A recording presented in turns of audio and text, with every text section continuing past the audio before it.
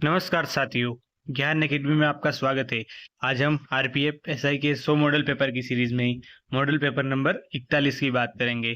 तो दोस्तों, चैनल पर नए हो तो चैनल को सब्सक्राइब कीजिए और अपने ज़्यादा से ज़्यादा दोस्तों के साथ शेयर कीजिए ताकि उन्हें भी इन मॉडल पेपर का लाभ मिल सके।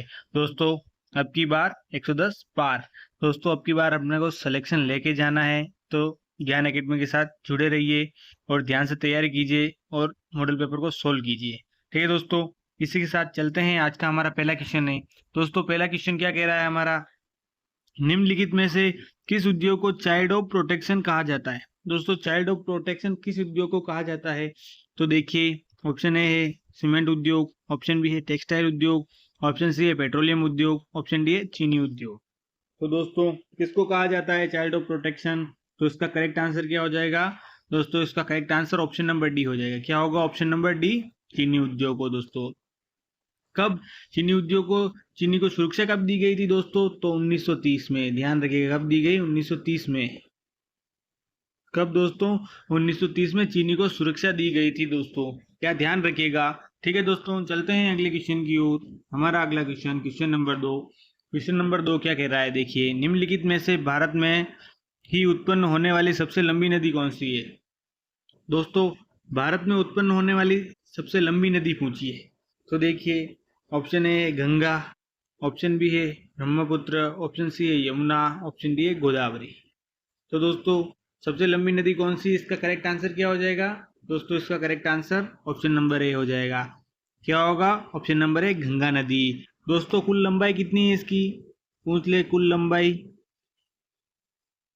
तो कुल लंबाई ध्यान रखिएगा दोस्तों, 2510 किलोमीटर। कितनी है दोस्तों? 2510 किलोमीटर। ठीक है दोस्तों, चलते हैं अगले क्वेश्चन की ओर। हमारा अगला क्वेश्चन, क्वेश्चन नंबर 3 क्या कह रहा है? देखिए, क्वेश्चन नंबर 3 मैथ्स का क्वेश्चन है दोस्तों। देखिए क्या पूछा है, दो संख्याओं का एलसीएम 182 है और उनका एचसीएफ 13 है। यदि एक संख्या 13 है तो दूसरी संख्या ज्ञात करनी। तो दोस्तों, एलसीएम और एचसीएफ, पहली और दूसरी संख्या ज्ञात करनी। तो दोस्तों, इसको ज्ञात करने के लिए इनका एक फॉर्मूला है, तो ध्यान रखिएगा, हमेशा फिक्स फॉर्मूला होता है, वो लगा के करना होता है। तो देखिए, एलसीएम इंटू एचसीएफ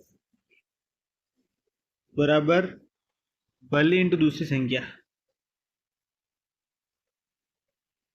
पहली इंटू, या नीचे लिख रहा हूं दोस्तों, दूसरी संख्या। ठीक है, ध्यान रखिएगा दोस्तों, पहली इंटू दूसरी संख्या। तो देखिए, अब सोल्व करते हैं। एलसीएम कितना दिया है अपने को?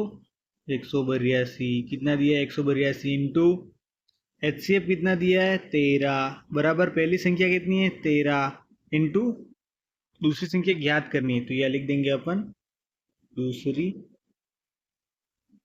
संख्या। दोस्तों, दूसरी संख्या लिखी अपन ने, तो ध्यान रखिएगा दूसरी संख्या। तो 13 का भाग नीचे लगाएंगे तो 13 से 13 कट जाएगा, तो दूसरी संख्या कितनी आएगी दोस्तों? देखिए, यहाँ लिख देते हैं दूसरी संख्या,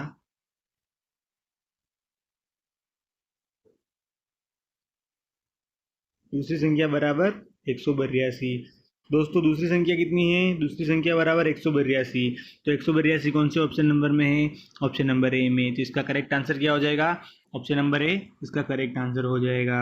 चलते हैं अगले क्वेश्चन की ओर। हमारा अगला क्वेश्चन, देख लिया अगला क्वेश्चन क्या कह रहा है। 1000 किलोमीटर दूरी तय करने पर दिनेश और मुकेश के द्वारा लगने वाला समय का अनुपात 13:19 है। तो उनकी गति का अनुपात। तो दोस्तों, समय और गति का अनुपात पहले क्या दिया? समय का अनुपात दिया हुआ है, और समय और गति, और पूछा किसका है? गति का अनुपात। तो समय का अनुपात कितना है दोस्तों? समय का अनुपात। तो समय का अनुपात बराबर कितना है? 13:19। तो दोस्तों, गति का अनुपात इसका उल्टा हो जाएगा, तो उल्टा होगा तो कितना होगा दोस्तों? 19:13। कितना हो जाएगा? 19:13 गति का अनुपात हो जाएगा। तो ये कौन से ऑप्शन नंबर में है? ऑप्शन नंबर डी में। तो इसका correct answer option number D हो जाएगा। दोस्तों ऐसा क्वेश्चन आए तो फिक्स से ध्यान रखिएगा, उल्टा हो जाएगा। समय का अनुपात दिया हुआ तो गति का अनुपात पूछ ले तो उल्टा हो जाएगा, जो अनुपात दिया हुआ है उसका उल्टा कर देना। जैसे 19:13 का होता तो आंसर क्या आ जाता है, 13:19। ठीक है दोस्तों, चलते हैं अगले क्वेश्चन की ओर। हमारा अगला क्वेश्चन नंबर 5 क्या कहता है, एक संख्या 50 से उतनी अधिक है जितनी 84 से कम है, तो वह संख्या ज्ञात कीजिए। तो दोस्तों वह संख्या ज्ञात करनी है जो 50 से ही उतनी अधिक है जितनी 84 से कम है। तो दोस्तों इसको ज्ञात करने के लिए अपन एक काम करते हैं, 50 और 84 को जोड़ देते हैं। 50 प्लस 84 जोड़ेंगे और अगर भाग 2 का लगा देते हैं तो अपना आंसर आराम से आ जाएगा, क्योंकि आधी संख्या बता जाती है जितनी अधिक है, जितनी 84 से कम है तो दोनों को जोड़ के आधा कर देंगे। तो दोनों को जोड़ेंगे कितना आएगा दोस्तों, दोनों को जोड़ने पर कितना आएगा, 50 और 84 को जोड़ोगे तो कितना आएगा, ये 4 8 और 5 कितने होते, 13, तो 134।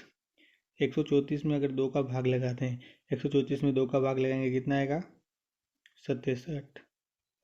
तो 67 कौन से ऑप्शन नंबर में है, ऑप्शन नंबर सी में। तो इसका correct answer option number C हो जाएगा। इसी प्रकार चलते हैं अगले क्वेश्चन की ओर। हमारा अगला क्वेश्चन अनुपात वाला है, रेशो का क्वेश्चन दिया हुआ है दोस्तों। तो देखिए इसको सोल्व करते हैं। क्वेश्चन क्या दिया है, यदि ए अनुपात बी 5:8 है तथा बी अनुपात सी 4:7 है तो ए बी सी का अनुपात बताना है दोस्तों। तो देखिए दोस्तों, ए बी सी का अनुपात बताना है तो ए बी सी का अनुपात बता देते हैं। देखिए सबसे पहले ए अनुपात बी अनुपात सी लिख देते हैं। ए अनुपात बी कितना दिया है दोस्तों, 5:8। बी अनुपात सी कितना दिया है, 4:7। दोस्तों ये तो मैंने पहले बताया हुआ था, पास वाली संख्या आ जाती है, 8 आ जाएगा, इधर 4 आ जाएगा। अब इसको सोल्व कर देते, 5 और 4 को गुणा करेंगे कितना आएगा, 20। 8 और 4 को करेंगे तो कितना आएगा, 32। दोस्तों ये 0 है, ध्यान रखिएगा। और 7 और 8 को करेंगे कितना आएगा, 56। दोस्तों अगर इनको कट करोगे आप, तो अगर इनको कट करोगे तो कट करने पर कितना आएगा, 5:8:14। दोस्तों ये कौन से ऑप्शन नंबर में है, ऑप्शन नंबर ए में, 5:8:4। तो option number A correct answer हो जाएगा। इसी प्रकार चलते हैं अगले क्वेश्चन की ओर। अगला क्वेश्चन क्या दे रहा है, नीचे दिए गए शब्द का उपयोग करके कौन सा शब्द बनाया जा सकता है।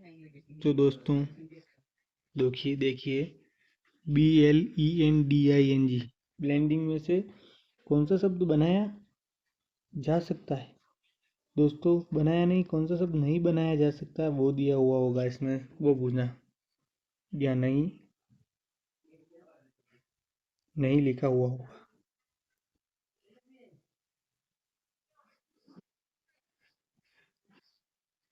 नहीं बनाया जा सकता, ध्यान रखिएगा दोस्तों, क्या दिया होगा, नहीं बनाया जा सकता। तो देखिए कौन सा शब्द नहीं बनाया जा सकता है, तो अब इनमें से मैच करना है कि इनमें से कौन सा ऑप्शन नहीं है। तो देखिए दोस्तों BALD, तो ऊपर मैच करते हैं इनसे, BALD बनता है नहीं बनता है दोस्तों, तो बी है। और ये देखिए तो इस ऑप्शन में ए नहीं है, तो दोस्तों पहला ही ऑप्शन अपना सही आंसर हो जाएगा, BALD नहीं बनाया जा सकता। तो उसमें क्योंकि ब्लेंडिंग में BLENDING में ए नहीं दिख रहा है दोस्तों, बाकी सब में जो वर्ड चाहिए वो है, LEND भी उसमें मिल जाएगा, BLEND भी मिल जाएगा, BINGE भी मिल जाएगा दोस्तों। ठीक है दोस्तों, इसी प्रकार चलते हैं अगले क्वेश्चन की ओर। हमारा अगला क्वेश्चन नंबर 8 क्या कह रहा है दोस्तों। तो देखिए दोस्तों क्या पूछ रहा है, 30 33 37 42 48 और 55। तो देखिए दोस्तों इनको लिख देते हैं, क्या दिया हुआ है, 30 33 37 42 48 और 55। दोस्तों वो एक बार इनमें अंतर देखते हैं, तो इनका अंतर कितना दिया हुआ है, 30 और 33 में +3 का अंतर है, 33 और 34 में +4 का अंतर है, 37 और 42 में +5 का अंतर है दोस्तों। कितने का अंतर है, +5 का। 42 और इनका 48 में +6 का। 48 और 55 में कितने का अंतर है, +7 का। इसके बाद +8। तो दोस्तों 55 में 8 जोड़ेंगे, 55 + 8 जोड़ेंगे तो 55 और 8 जोड़ने पर कितना आता है दोस्तों, 55 और 8 जोड़ने पर 63। तो 63 कौन सा ऑप्शन नंबर में है? ऑप्शन नंबर सी में। तो इसका correct answer option number C हो जाएगा दोस्तों। इसी प्रकार अगला क्वेश्चन देखते हैं। अगला क्वेश्चन क्या कह रहा है दोस्तों? अगला क्वेश्चन क्या है? Question number 9। क्वेश्चन नंबर 9 क्या कह रहा है? यदि डी बराबर 16 तो ए बी सी बराबर 14 हो तो ई ए डी बताना है। दोस्तों ए बी सी डी में डी कितने नंबर पर आता है? 4। अगर अपन 4 का स्क्वायर करते हैं तो कितना आता है? 16। ठीक है। इसी प्रकार ए सी बी करते हैं।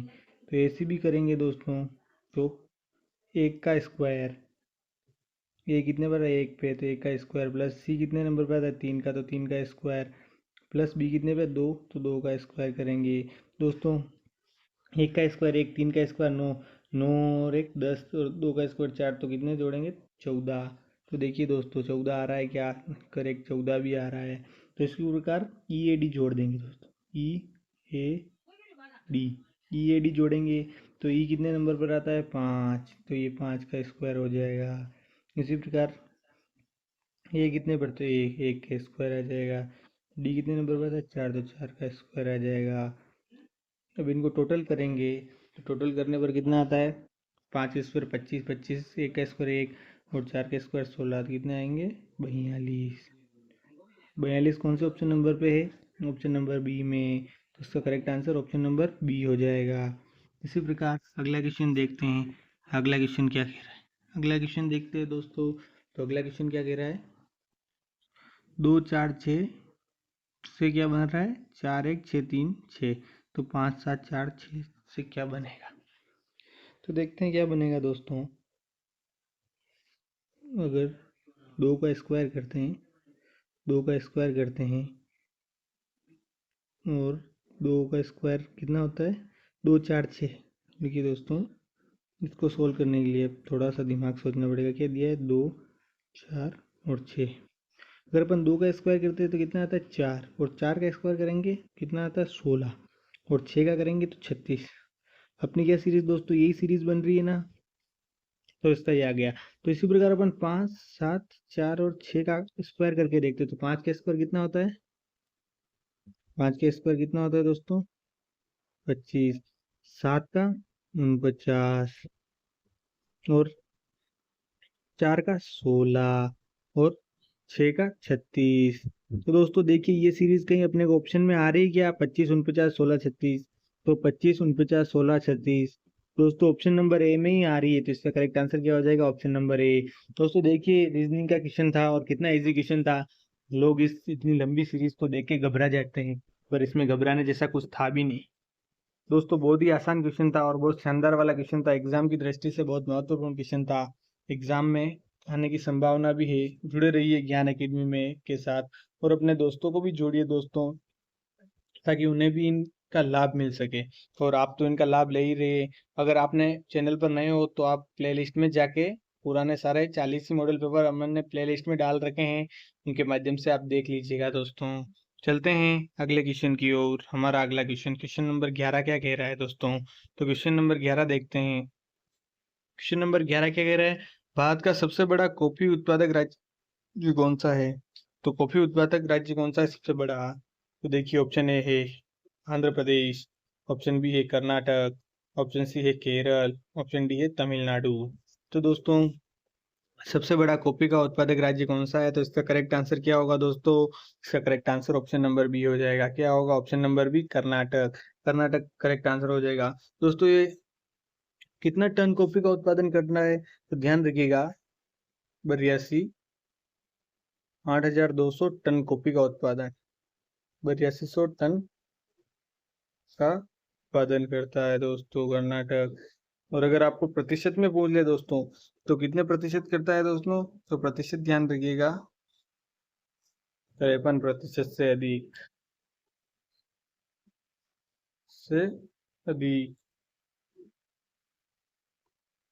मतलब अधिकतम करता है दोस्तों। अधिकतम क्या? अधिकतम 53% अधिकतम करता है। कर्नाटक राज्य कॉफी का उत्पादन 53% से अधिक करता है। ठीक है दोस्तों चलते हैं अगले क्वेश्चन की ओर। हमारा अगला क्वेश्चन क्या कह रहा है? Question number 12। क्वेश्चन नंबर 12 क्या कह रहा है? गुरु शुक्र चोटी किस राज्य में स्थित है? दोस्तों गुरु शिखर चोटी किस राज्य में स्थित है? तो देखिए ऑप्शन ए है केरल, ऑप्शन बी है हरियाणा, ऑप्शन सी है बिहार, ऑप्शन डी है राजस्थान।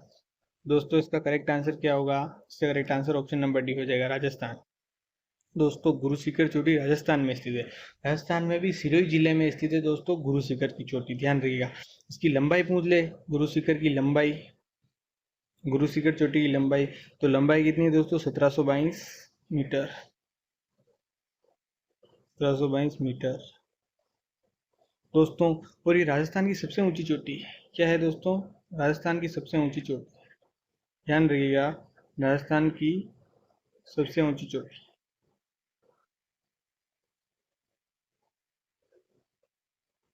ऊंची चोटी गुरु शिखर है दोस्तों। इसी प्रकार चलते हैं अगले क्वेश्चन की ओर। हमारा अगला क्वेश्चन क्या कह रहा है देखते हैं। क्वेश्चन नंबर 13 क्या कह रहा है दोस्तों? भारतीय रेलवे को कितने जोनों में बांटा गया है? तो दोस्तों कितने जोन में बांटा गया है भारतीय रेलवे को?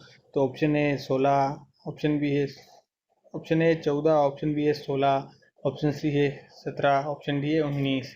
तो दोस्तों कितने जोन में बांटा गया है भारतीय रेलवे को? तो इसका करेक्ट आंसर क्या होगा? इसका करेक्ट आंसर ऑप्शन नंबर क्या होगा? ऑप्शन नंबर डी, 19 जोन में बांटा गया है दोस्तों, ध्यान रखिएगा। चलते हैं अगले क्वेश्चन की ओर। हमारा अगला question, question number 14। Question number 14 क्या रह रहा है? भारतीय रेलवे परिवहन दिवस कब मनाया जाता है? दोस्तों भारतीय रेलवे परिवहन दिवस प्रतिवर्ष कब मनाया जाता है? तो देखिए क्या डेट है। ऑप्शन ए 16 अप्रैल, ऑप्शन बी है 10 अप्रैल, ऑप्शन सी है 23 अप्रैल, ऑप्शन डी है 19 अप्रैल। तो दोस्तों इसका करेक्ट आंसर क्या होगा? इसका करेक्ट आंसर हो जाएगा दोस्तों 16 अप्रैल, ऑप्शन नंबर ए। दोस्तों 16 अप्रैल, और पूछ ले 16 अप्रैल कब? तो 1853। कब है दोस्तों? 1853, ध्यान रखिएगा, 1853 में। ये दोस्तों चलते हैं अगले क्वेश्चन की ओर। तो दोस्तों चलते हैं अगले क्वेश्चन की ओर। अगला क्वेश्चन, क्वेश्चन नंबर 15 क्या कह रहा है? क्वेश्चन नंबर 15 देखिए, निम्नलिखित में से कौन सा भारत का पहला टेस्ट ट्यूब बच्चा था? तो पहला बच्चा कौन था? परख नली वाला बच्चा दोस्तों टेस्ट ट्यूब बच्चा था। तो देखिए ऑप्शन ए स्वर्ण स्वरूप, ऑप्शन बी है बेबी इंदिरा, ऑप्शन सी है मेघना, ऑप्शन डी है उपरोक्त में से कोई नहीं। तो इसका करेक्ट आंसर क्या होगा दोस्तों? जल्दी से कमेंट बॉक्स के माध्यम से इसका करेक्ट आंसर दे दीजिए। इसका करेक्ट आंसर क्या होगा दोस्तों? इसका करेक्ट आंसर क्या होगा? Option number B. क्या हो जाएगा? Option number B, baby Indira. दोस्तों बेबी इंदिरा नहीं आए तो बेबी हर्षा भी है। क्या है दोस्तों? बेबी हर्षा, ध्यान रखिएगा दोस्तों, बेबी हर्षा भी इसका नाम है। ये कौन डॉक्टर था ये दोस्तों? किसने हाथों से जीवन में लाई गई थी दोस्तों? तो ये 1978 में डॉक्टर सुभाष मुखोपाध्याय। कौन था? डॉक्टर सुभाष